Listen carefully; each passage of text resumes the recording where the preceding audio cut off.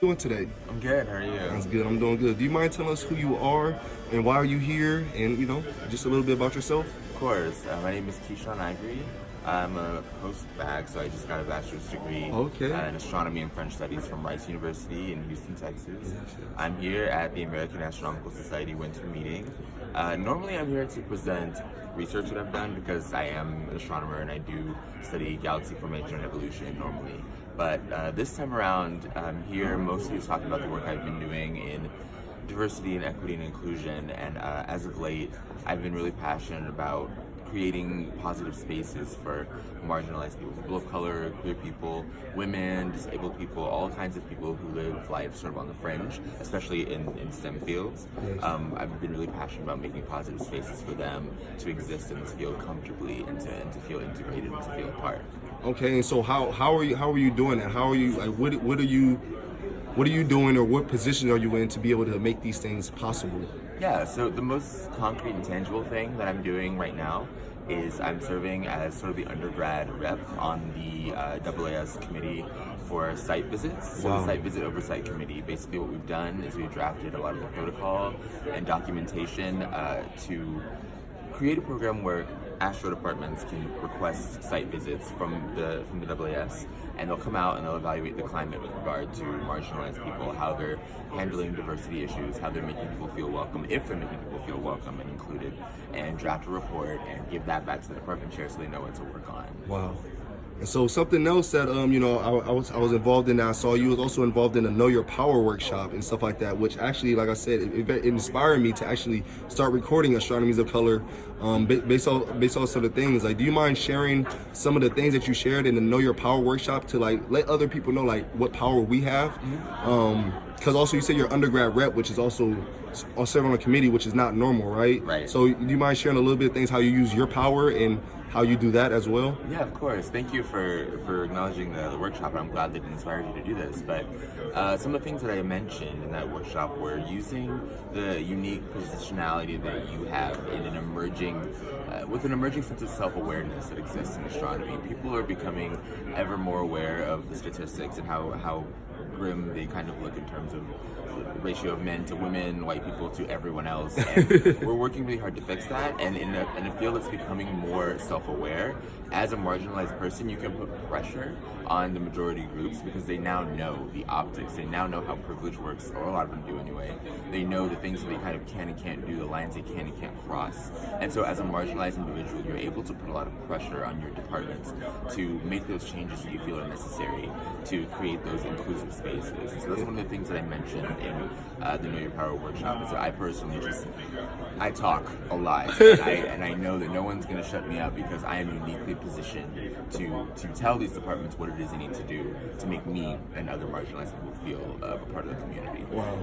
And so, like, I've been following you a little while, and I see that, I feel like you have some type of confidence, you feel what I'm saying? I feel like it takes some type of confidence to be able to say these things. So I also would like to, get in front of these people and say things too, but I get intimidated sometimes. Right. So do you have any, like, advice, or, like, how did you get to this place? Were you always, this confident, or, like, how did you be able to know that you needed to, do these things? I think so. I think a part of it is I'm a loudmouth, and I think I was just born in that way.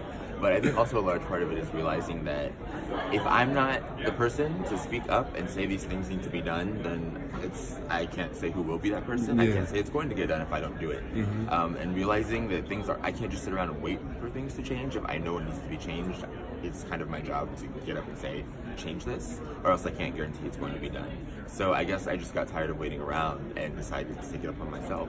And I know that sounds very intimidating, but what you have to remember is that when it comes to your own lived experience, you are the expert. There's nobody who knows your story better than you do, and there's nobody more qualified to tell it than you. And so you just have to remember that when it comes to sharing your lived experience, nobody can correct you, nobody can shut you up, nobody can tell you that you're wrong, because it's your life. And if you remember that, then I feel like the fear of speaking up will disappear when you remember that you are, on this topic at least, the smartest person in the room. Wow. Thank you. And so, are there any things are there any things that you're involved in outside of astronomy, like, or is there any like hobbies or anything else that you like to do just to be a whole person? You feel what I'm saying? Yeah. I like how you put that, a whole person, because there's so much more to the world than just science. Yeah. So, there's a lot of things I like to do. One of my biggest hobbies has always been singing. I've been in choir since I was in the 4th grade, and so I was in like a choir. We did Mozart and Handel and Bach and all that kind of stuff all throughout middle school and high school. And then when I was an undergrad at Rice, I joined an a cappella group. We've actually put out a couple of albums in my time there, then a couple of solos. One of my solos is on the album. I arrange music for that group. I like to write music, and one of my goals now that I have a lot of spare time after graduating is to write a lot more music, hopefully like a whole album worth of music, record some of it, because I love to sing, I love arranging, composing, all of that. So music is probably my biggest hobby. Wow. And so how do you you mentioned the work that you're doing, you mentioned the work that you're doing in astronomy, you mentioned that you like to sing and stuff like that, you mentioned all these things, like it seems like you're a very busy person. Like, how do you manage to, first of all, be sane and doing all this stuff, because it's very stressful being a minority and trying to fight for those spaces. Right. How do you maintain, your sanity? I feel a lot of high energy from you all the time when I see you and stuff like that. So how do you maintain that? So I think it's two things. The first thing is making sure everything that I spend time doing is something that I actually care about, because you'd be amazed how you can find the energy to do something if it's something that you really want to do. Mm-hmm. And so I make sure that all the time I'm spending doing anything is time that I'm choosing to spend doing something that I find valuable. And then the second thing is taking a lot of time to check in with myself and see how I feel. If I'm tired, I go to sleep. If I'm hungry, I eat. Taking a lot of time to just see what I'm doing, what I need. Mm-hmm. And I think that's the real definition of self-care. Is not just like face masks and like treat yourself days, but checking in and giving yourself what you need to feel happy and comfortable and healthy. Okay, and so like, what do you have any words of advice for somebody who like a younger version of yourself, or somebody who's watching this video at home that may be like 12 years old or younger, trying to look at the position you're in? You accomplished so much. Do you have any words of advice to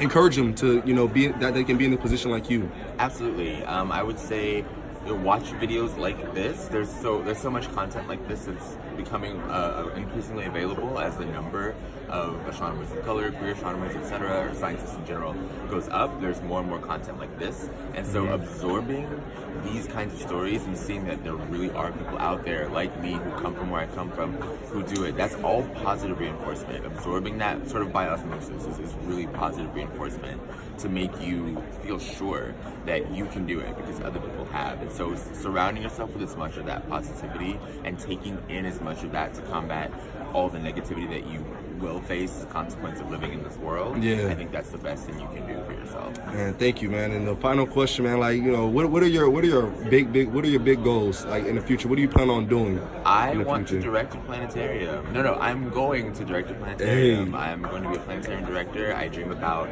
outreach, education, because I know that a planetarium is what inspired me to want to do what I'm doing now. I went to one as a kid. I found it completely magical, and if I could inspire that in a whole new generation of upcoming scientists, or even not scientists, just inspire people in general to care about the cosmos, that's what I want to do.